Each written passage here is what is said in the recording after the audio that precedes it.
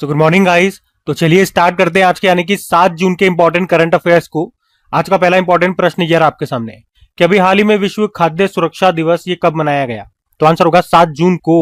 तो हर साल विश्व खाद्य सुरक्षा दिवस ये हम 7 जून को ही मनाते हैं। मनाने का उद्देश्य लोगों को ये बताना कि सुरक्षित और स्वच्छ भोजन हमारे स्वास्थ्य के लिए कितना जरूरी है। और थीम क्या है इस बार की, बोझ से समाधान की और हर जगह सुरक्षित भोजन, यानी कि from burden to solution, safe food everywhere. और इस दिन को क्यों मनाया जाता है? लोगों को खाद्य सुरक्षा, फूड सेफ्टी के बारे में जागरूक करने के लिए, ये सुनिश्चित करने के लिए कि हम जो भोजन खाएं वो सुरक्षित और स्वास्थ्यवर्धक हो। आपको बता दूं 2018 में यूनाइटेड नेशन जनरल असेंबली ने इस दिन को मनाने का निर्णय लिया था। पहली बार इसको 2019 में मनाया गया था। ठीक है, वैसे अगर हम देखेंगे जून में अभी कौन कौन से दिवस मनाए तो ज्यादा नहीं है, 3-4 ही है। 1 जून को विश्व दुग्ध दिवस, वर्ल्ड मिल्क डे। 1 जून को ही ग्लोबल पेरेंट्स डे। 3 जून को विश्व साइकिल दिवस और अभी 5 जून को वर्ल्ड एनवायरमेंट डे के रूप में मनाया। ठीक है, तो ये ध्यान में रखना। अगला प्रश्न देखते हैं। फिर अगले में पूछ रहे हैं अभी हाल ही में भारत की 100वीं रामसर साइट किसे घोषित किया गया। तो आंसर होगा जयप्रकाश नारायण पक्षी अभ्यारण्य, या इसी को आप सुरहा ताल भी कह सकते हो। और यह है कहाँ की? उत्तर प्रदेश। उत्तर प्रदेश के बलिया जिले में स्थित है ये सुरहा ताल, या इसी को जयप्रकाश नारायण पक्षी अभ्यारण्य के नाम से भी जानते हैं। और अभी इसको रामसर साइट का दर्जा मिल गया है और ये इसलिए भी ज्यादा इंपॉर्टेंट हो जाती है क्योंकि ये भारत की 100वीं 100 नंबर की रामसर साइट बन गई है। तो यूं समझ के चलो आपके आने वाले कई एग्जाम में, किसी एग्जाम में नहीं कई एग्जाम में ये प्रश्न बनने वाला है। ठीक है, तो पहले तो यही स्टैटिक ही बन जाएगा। सुरहा ताल भैया कहां पर है? ये उत्तर प्रदेश के बलिया में आपको मिलेगा और ये गंगा और सरयू नदी की खादर क्षेत्र में स्थित है। खादर क्षेत्र किसको कहते हैं? नदियों के द्वारा हर साल बाढ़ के दौरान जो वो मिट्टी, जलोढ़ मृदा को ये जो बहा करके लेकर के आती है और वह एक जगह आकर के ये जमा हो जाती है, उसको खादर क्षेत्र कहते हैं। अच्छा, वैसे आप अगर विश्व में देखोगे ना रामसर स्थलों के बारे में कि सबसे ज्यादा रामसर स्थल किस देश में है, तो कुछ टॉप 5 कंट्रीज आपके सामने है। सबसे ज्यादा यूके में है, लगभग 175 स्थल है वहां पे जिनको रामसर स्थल का दर्जा प्राप्त है। मैक्सिको दूसरे स्थान पे, भारत तीसरे स्थान पे आता है और एशिया में सबसे ज्यादा यहीं पर है। अच्छा, आप पूछोगे इससे पहले 99 नंबर का, 97 नंबर का, 98 नंबर का ये कौन कौन से हैं? तो इससे पहले 99 नंबर का जो रामसर स्थल बना था वो था शेखा झील पक्षी अभ्यारण्य जो उत्तर प्रदेश में ही है। और 98 नंबर का था छारी डान पक्षी अभ्यारण्य जो आपको मिलेगा कच्छ गुजरात में। और 97 वाला था पटना पक्षी अभ्यारण्य जो उत्तर प्रदेश का है। अब आप सोच रहे होंगे कि भारत में सबसे ज्यादा रामसर स्थल क्या उत्तर प्रदेश में है? तो आंसर होगा ऐसा नहीं, उत्तर प्रदेश दूसरे स्थान पर है। तमिलनाडु में सबसे ज्यादा है, 20 रामसर स्थल है तमिलनाडु में।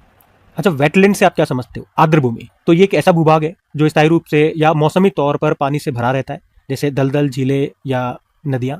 और ये भूमि और जल के बीच का संक्रमण क्षेत्र है, आप यूं समझो, जहां की मिट्टी में नमी होती है और विशिष्ट वनस्पति उगती है। यहाँ इन्हें पृथ्वी की किडनी या प्रकृति के गुर्दे भी कहा जाता है। ये लाइन ध्यान में रखना। तो हमारे पास अब टोटल 98 नहीं, ये पुराना डेटा है। अब लेटेस्ट अगर बात करें 100 रामसर स्थल हो चुके हैं। सबसे ज्यादा तमिलनाडु में है, लेकिन एक्चुअली में आर्द्र भूमियों पर अंतरराष्ट्रीय जो सम्मेलन हुआ था आर्द्र भूमियों के संरक्षण के लिए, वो हुआ था ईरान के रामसर स्थान पे। इसीलिए उसको कहा जाता है रामसर कन्वेंशन। कब हुआ था ये? 2 फरवरी 1971 को। और इसीलिए 2 फरवरी को हर साल विश्व वेटलैंड दिवस के रूप में मनाया जाता है, विश्व आर्द्र भूमि दिवस के रूप में। अच्छा, भारत ने रामसर कन्वेंशन पर हस्ताक्षर कब किए थे? 1 फरवरी 1982 में। इसी तरह से कुछ स्टैटिक डेटा आप ध्यान रखना। स्टैटिक यहाँ से प्रश्न जो बनते हैं, जैसे भारत का पहला रामसर स्थल अगर आपसे पूछे तो चिल्का लेक जो उड़ीसा में आपको मिलेगी, भारत की सबसे बड़ी खारे पानी की लगून झील, और एक केवलादेव राष्ट्रीय उद्यान जो राजस्थान में है। कब मिला था रामसर स्थल का दर्जा इनको? 1981 में। अच्छा, हमारा सबसे बड़ा रामसर स्थल कौन सा है? तो पश्चिम बंगाल का सुंदरबन है, 2019 में बना था। सबसे छोटा रामसर स्थल हिमाचल प्रदेश में रेणुका वेटलैंड है, 2005 में इसे दर्जा मिला। और याद रखना, उदयपुर और इंदौर वेटलैंड सिटी सर्टिफिकेट पाने वाले पहले भारतीय शहर है। आर्द्र भूमि के विवेकपूर्ण उपयोग के लिए रामसर पुरस्कार पाने वाली पहली भारतीय कौन बनी थी? जय श्री वेंकटेशन। और रामसर सचिवालय भी याद रखना स्विट्जरलैंड के ग्लैंड में आपको मिलेगा। ठीक है, तो रामसर से बनने वाले जो स्टैटिक प्रश्न है, कुछ करंट अफेयर्स के प्रश्न है, वो मैंने सब आपको बता दिए। ये सब आपको ध्यान रखने, सब इंपॉर्टेंट रहेंगे एग्जाम पॉइंट ऑफ व्यू से, है ना। अगला प्रश्न हम देखते हैं। फिर अगले में पूछ रहे हैं हाल ही में महिलाओं के 57 किलोग्राम वर्ग में वर्ल्ड नंबर बॉक्सर बनने वाली भारतीय महिला कौन है? तो आंसर होगा जैस्मिन लंबोरिया। तो अभी विश्व मुक्केबाजी रैंकिंग की हम बात कर रहे हैं, तो इसमें भारत की जो मुक्केबाज है जैस्मिन लंबोरिया, ये महिलाओं के 57 किलोग्राम वर्ग कैटेगरी में दुनिया की नंबर 1 मुक्केबाज बन गई। और एक और महिला है मीनाक्षी, वो 48 किलोग्राम कैटेगरी में विश्व में नंबर 1 पर आ गई। तो ये 2 भारतीय महिलाएं हैं जो विश्व में अपनी अपनी कैटेगरी में नंबर 1 पर, वर्ल्ड नंबर 1 रैंक इनको हासिल हुई। और अगर हम यूं बात करते हैं कि महिला मुक्केबाजी में भारत कौन से स्थान पर है, तो दूसरे स्थान पर है। और पुरुष मुक्केबाजी में भारत चौथे स्थान पर है। मतलब महिलाएं कमाल कर रही है। देखो, बॉक्सिंग की अगर हम बात करते हैं तो आपको याद होगा पिछले साल वर्ल्ड बॉक्सिंग चैंपियनशिप हुआ था, लिवरपूल इंग्लैंड में हुआ था, और भारत ने यहाँ पे 4 मेडल जीते थे जिसमें से 2 गोल्ड आए थे। आप देखोगे ये 2 गोल्ड कौन लाई थी? तो एक तो जैस्मिन लंबोरिया और एक मीनाक्षी हुड्डा, जिनकी आज हमने बात करी है, जो विश्व रैंकिंग में नंबर 1 पर है अपनी अपनी कैटेगरी में। और वैसे इस रैंकिंग में भारत तीसरे स्थान पर है। वर्ल्ड बॉक्सिंग की बात करते हैं तो ये स्थापित हुआ था अप्रैल 2023 में, लुज़ेन स्विट्जरलैंड में आपको मुख्यालय मिलेगा। नए प्रेसिडेंट अभी गेनाडी गोलविकिन बने थे कजाकिस्तान से। और ये जो वर्ल्ड बॉक्सिंग चैंपियनशिप हुआ था ना 2025 में, ये इसका पहला ही एडिशन था। अब इसका सेकंड एडिशन होगा 2027 में, वो कजाकिस्तान के अस्ताना में हो। और अभी भारतीय मुक्केबाजी महासंघ के अध्यक्ष अभी लगातार तीसरी बार बने थे, अजय सिंह इनका नाम। ठीक है, तो बॉक्सिंग से ये कुछ इंपॉर्टेंट पॉइंट्स ध्यान में रखना। अगला प्रश्न हम देखते हैं। फिर अगले में पूछ रहे हैं, हाल ही में नॉर्वे शतरंज 2026 का खिताब जीतने वाले पहले भारतीय खिलाड़ी कौन बन गए हैं? तो आंसर होगा आर प्रज्ञानंद। तो इंपॉर्टेंट क्वेश्चन मार्क करना, क्योंकि आर प्रज्ञानंद अभी इन्होंने नॉर्वे शतरंज 2026 का खिताब जीतकर इतिहास रच दिया। इतिहास क्यों रच दिया भैया, कैसे रच दिया? क्योंकि वे इस प्रतिष्ठित टूर्नामेंट को जीतने वाले पहले भारतीय खिलाड़ी बन गए, इसीलिए हमने ऐसा बोला। और यहाँ पे ये जो 20 वर्षीय प्रज्ञानंद है, आर प्रज्ञानंद है, इन्होंने फाइनल में जर्मनी के चेस प्लेयर हैं विंसेंट कीमर, उनको हराया है, विसेंट क्रीमर को। ठीक है, तो नॉर्वे शतरंज 2026 का खिताब पहली बार किसी भारतीय खिलाड़ी ने जीता है, नाम है आर प्रज्ञानंद। अब चेस से संबंधित कुछ प्रश्न मैं आपको कराऊंगा, कुछ स्टैटिक, कुछ करंट अफेयर्स के प्रश्न देखना जरा।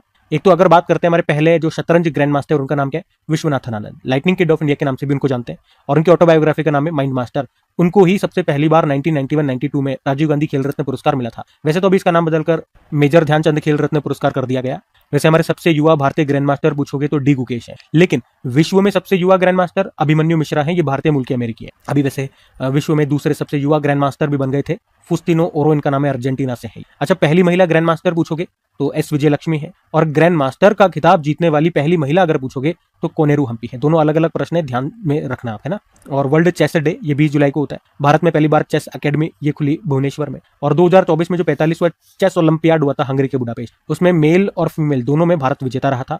अब जो होगा 2026 में इसका 46वां संस्करण होगा फिडे चेस ओलंपियाड का, ये उज्बेकिस्तान के ताशकंद में होगा। याद होगा आपको पिछले साल जो FIDE chess olympiad, FIDE chess world cup हुआ था 2025 में, 11वां एडिशन था। खास बात क्या थी कि भारत में हुआ था, भारत के गोवा में। इसको जीता था जावोकिर सिंदारोव ने, ये उज्बेकिस्तान के प्लेयर हैं। और ये ध्यान रखो, आर वैशाली ने अभी कैंडिडेट्स चेस टूर्नामेंट जीत लिया, इसे जीतने वाली पहली भारतीय महिला बन गई। वैसे भी ग्रैंड मास्टर टोटल कितने बन गए? 95 बन गए। 95th नंबर के जो लेटेस्ट ग्रैंड मास्टर है उनका नाम है अरुण्या घोष, कोलकाता से है। उससे पहले 94th नंबर के मयंक चक्रवर्ती बने थे, ये पूर्वोत्तर भारत के पहले शतरंज ग्रैंड मास्टर है, असम से बिलोंग करते हैं। ठीक है, वैसे चेस को रेगुलेट करने वाली बॉडी वर्ल्ड वाइड है फिडे। इसकी स्थापना होती है 20 जुलाई 1924 में।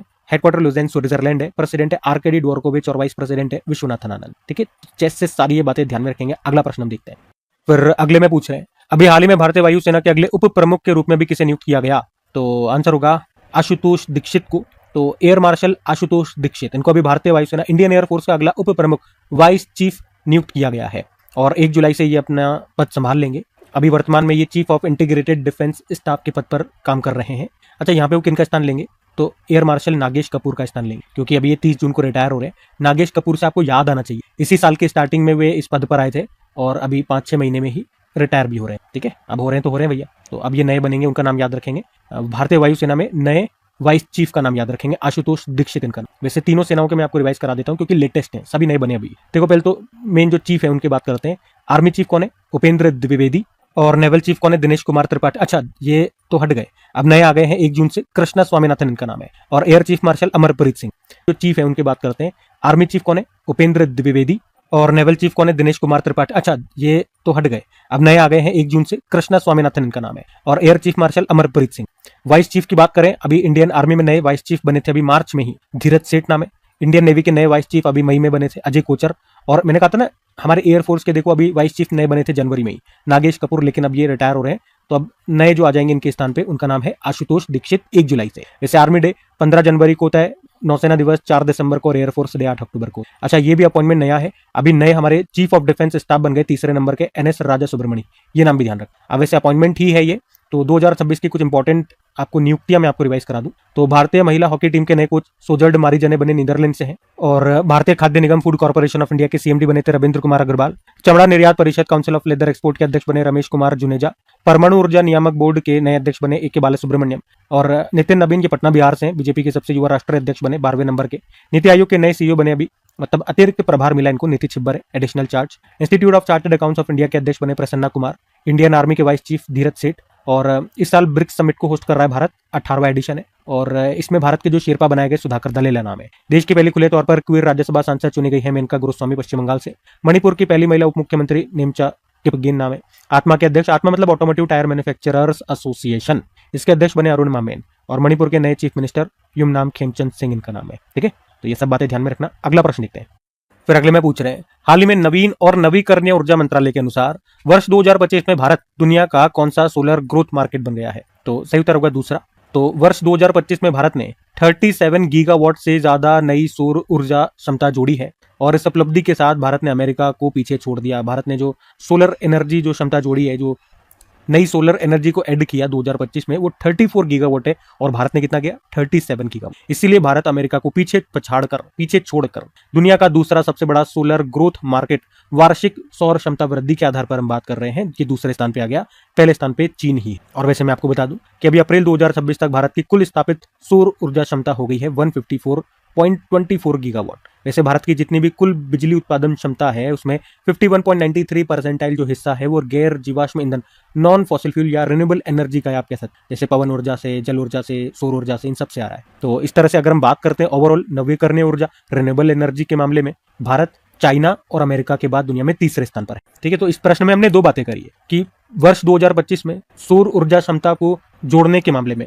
भारत दूसरे स्थान पर है, या यूं कह दो सौर ऊर्जा क्षमता में भारत दूसरे स्थान पर है, अमेरिका को छोड़ के भारत दूसरे स्थान पर आ गया। कितनी हमने एडिशन किया है सोलर एनर्जी का 2025 में 37 गीगावाट, जबकि अमेरिका ने 34 गीगावाट जोड़ा है, लेकिन फिर भी पहले स्थान पर अभी भी चाइना है। और अगर हम बात करते हैं टोटल रिन्यूएबल एनर्जी, उसमें सब आ गई, सौर ऊर्जा, पवन ऊर्जा, जितनी भी रिन्यूएबल एनर्जी होती है सब आ गई। ठीक है, तो टोटल रिन्यूएबल एनर्जी क्षमता के मामले में भारत अभी भी तीसरे स्थान पर है पूरी दुनिया में। पहले पे चाइना है, दूसरे पे अमेरिका है और तीसरे पे भारत है। रिन्यूएबल एनर्जी से यानी कि अक्षय ऊर्जा से संबंधित कुछ प्रश्न आपको कराते हैं। अगर पूछते हैं पूर्वोत्तर भारत का पहला भूतापीय उत्पादन कुआं कहां पर खोदा गया? अरुणाचल प्रदेश में। ऊर्जा संक्रमण सूचकांक एनर्जी ट्रांजिशन इंडेक्स 2025 में, जिसको जारी किया था वर्ल्ड इकोनॉमिक फोरम ने, इसमें भारत है 71 पे, टॉपर स्वीडन है। 15 गीगावाट से अधिक अक्षय ऊर्जा संचालित करने वाली पहली भारतीय कंपनी कौन सी बन गई है? Adani green energy limited.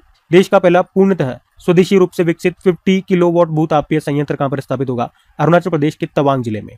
और वैसे अक्षय ऊर्जा दिवस कब होता है? 20 अगस्त को होता है। कुछ समय पहले आपको याद होगा इंटरनेशनल रिन्यूएबल एनर्जी एजेंसी ने एक डेटा जारी किया था, उसमें बताया था कि 2025 में भारत दुनिया का तीसरा सबसे बड़ा नवीकरणीय ऊर्जा उत्पादन देश बन गया है। आज भी हमने यही पढ़ा है, टोटल रिन्यूएबल एनर्जी के मामले में भारत तीसरे स्थान पर है, चाइना अमेरिका के बाद में। वैसे आपको ये टारगेट भी बता दूं कि भारत का टारगेट है 2030 तक 500 गीगावाट रिन्यूएबल एनर्जी बनाने का। और अभी भारत का पहला जियोथर्मल पावर प्लांट ये कहां पर बनेगा? लद्दाख की पूगा घाटी में, जिसकी कैपेसिटी होगी 1 मेगावाट। ओएनजीसी बना रहा है इसको। ठीक है, तो ये सब ध्यान में रखना। अगला प्रश्न देखते हैं। फिर अगले में पूछ रहे हैं, हाल ही में सुभाष सी कश्यप का निधन हो गया, उन्होंने किस पद पर कार्य किया था? तो आंसर होगा लोकसभा महासचिव रहे थे। वो कब रहे थे सब कुछ बताते हैं आपको। नाम है सुभाष सी कश्यप, भारत के प्रसिद्ध संविधान विशेषज्ञ और पूर्व लोकसभा महासचिव थे वो, और अभी 97 वर्ष की आयु में उनका निधन हो गया। वे 1983 से 1990 तक लोकसभा के महासचिव सेक्रेटरी जनरल रहे थे और उन्हें 2015 में पद्म भूषण भी मिला था।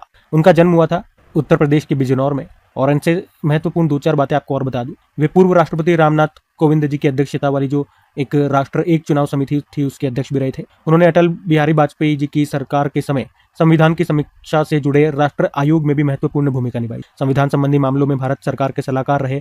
पंचायती राज व्यवस्था को मजबूत बनाने में उनकी महत्वपूर्ण भूमिका रही। और कई सारी पुस्तकें उन्होंने लिखी है, दो चार मैं आपको बता दूं जो फेमस है। Our constitution, our political system, we the people and our constitution, और Indian constitution conflicts and controversy. ठीक है, वैसे तो कई 50, 60, 100 के ऊपर बुकें उन्होंने लिखी है, तो ये कुछ इंपॉर्टेंट आप ध्यान रख सकते हैं। हमने कहा ये किस पद पर कार्यरत रहे थे? तो लोकसभा के महासचिव के पद पर। आप पूछोगे अभी वर्तमान में लोकसभा के महासचिव कौन है? तो आंसर होगा उत्पल कुमार सिंह। वैसे निधन वाला प्रश्न है तो निधन वाले ही प्रश्न में आपको रिवाइज कराता हूँ। अभी भारतीय मूर्तिकार थे रामवी सुतार, उनका 100 वर्ष की आयु में निधन हो गया, महाराष्ट्र से थे। और मेहर कास्टेलिनो 1964 में भारत की पहली मिस इंडिया का खिताब इन्होंने जीता था, मुंबई से थी। विनोद कुमार शुक्ल हिंदी साहित्यकार थे, 2024 के लिए उनको 59 नंबर का ज्ञानपीठ पुरस्कार दिया गया था।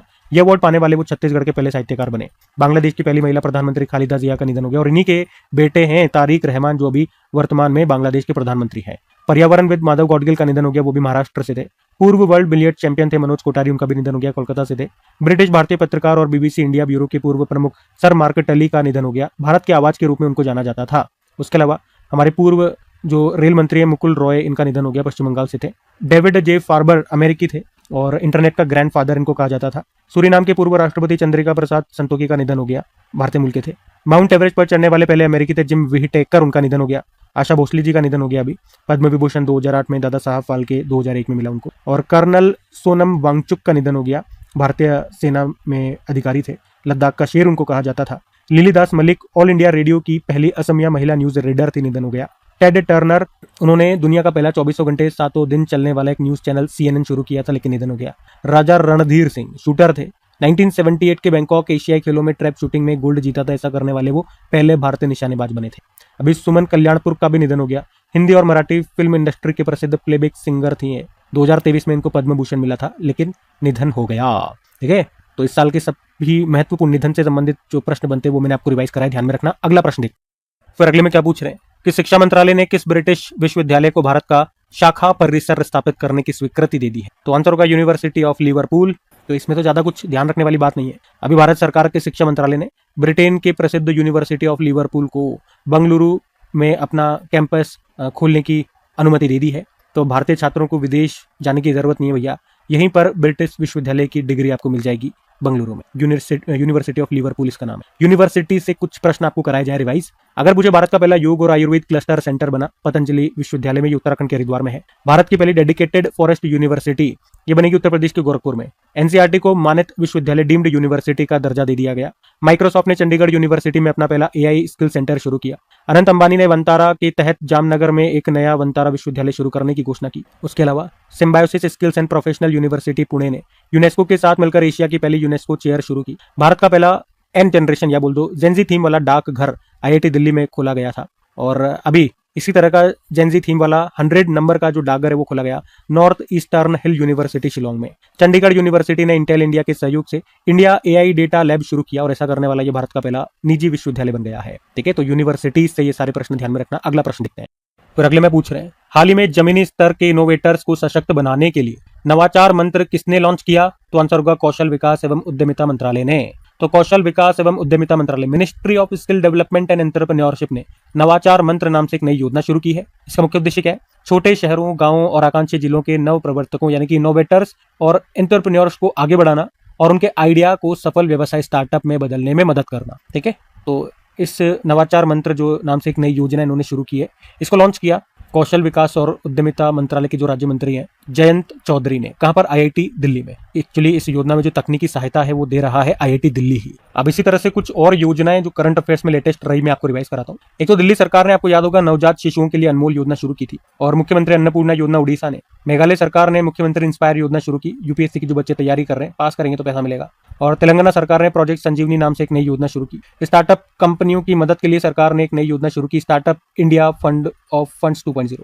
अन्नपूर्णा भंडार योजना पश्चिम बंगाल ने, इसमें महिलाओं को हर महीने 3000 रुपए मिलेंगे। पंजाब ने मेरी रसोई योजना शुरू की। आमा दीदी बहिनी बस सेवा, इसको अभी हमारे राष्ट्रपति जी ने ही सिक्किम के गंगटोक में शुरू किया। आदर्श शहर समृद्धि योजना को छत्तीसगढ़ ने, और सरकार ने सार्थक पीडीएस नाम से एक नई योजना शुरू की। पीडीएस यानी कि पब्लिक डिस्ट्रीब्यूशन सिस्टम। ठीक है, तो ये कुछ लेटेस्ट योजनाएं हैं, ध्यान में रखना। बाकी ये थी आज की हमारी करंट अफेयर्स की क्लास। कमेंट करके जरूर बताना सेशन आपको कैसा लगा। अच्छा लगा डिस्क्रिप्शन बॉक्स में गिवन है। बाकी चलो भी कल के करंट अफेयर्स का हम क्विक रिवीजन कर लेते हैं और सेशन एंड करते हैं। तो कल पहला प्रश्न पूछा था कि वर्ल्ड बैंक में भारत के नए एग्जीक्यूटिव डायरेक्टर के रूप में नियुक्त किया गया नीलकंठ मिश्रा को। फिर पूछा अभी व्हेन ऑडिट मैटर्स, इस बुक को किसने लिखा है? विनोद राय ने लिखा है। फिर पूछा गया कि डेनमार्क के प्रेसिडेंट के रूप में लगातार तीसरी बार किसे चुना गया? मेटे फ्रेडरिक्सन को। फिर पूछा गया विश्व पर्यावरण दिवस 2026 की क्या थीम है? प्रकृति से प्रेरित जलवायु के लिए, हमारे भविष्य के लिए। फिर पूछा भारत के यूपीआई ने किस देश के ACLEDA बैंक के साथ समझौता किया? ये कंबोडिया का है। फिर पूछा अभी एआई डिजाइन वाली मेजोराना 2 क्वांटम चिप को किसने लॉन्च किया? तो माइक्रोसॉफ्ट ने। और स्वीडन के कर्ट बर्गफोर्स फाउंडेशन ने किस राज्य के कम्युनिटी मैनेज्ड नेचुरल फार्मिंग को फूड प्लेनेट प्राइज 2026 से सम्मानित किया? तो आंसर होगा आंध्र प्रदेश। फिर आपसे पूछा कि पूर्वोत्तर परिषद का 73वां पूर्ण सत्र अभी कहां पर आयोजित हुआ? तो आंसर हो जाएगा मेघालय के शिलोंग में। फिर पूछा अभी किस राज्य ने ऑपरेशन डेल्टा हंट चलाया? तो आंसर होगा गुजरात ने। फिर पूछा कि अभी हाल ही में इंडिया एआई डेटा स्थापित करने वाली भारत की निजी यूनिवर्सिटी कौन सी है? तो आंसर होगा चंडीगढ़ यूनिवर्सिटी। बाकी चलो कल का भी होमवर्क प्रश्न हम देख लेते हैं, फिर हम सेशन एंड करते हैं। तो कल आपसे पूछा था कि भारतीय सेना ने 1 लाख से अधिक ड्रोन ऑपरेटरों के साथ एक नई स्पेशल फोर्स का गठन किया। उस स्पेशल फोर्स का नाम क्या है जो ड्रोन में माहिर है? तो आंसर होगा भैरव। आप सभी ने प्रश्न का बिल्कुल सही उत्तर दिया। अब ये आज का आपका होमवर्क प्रश्न है।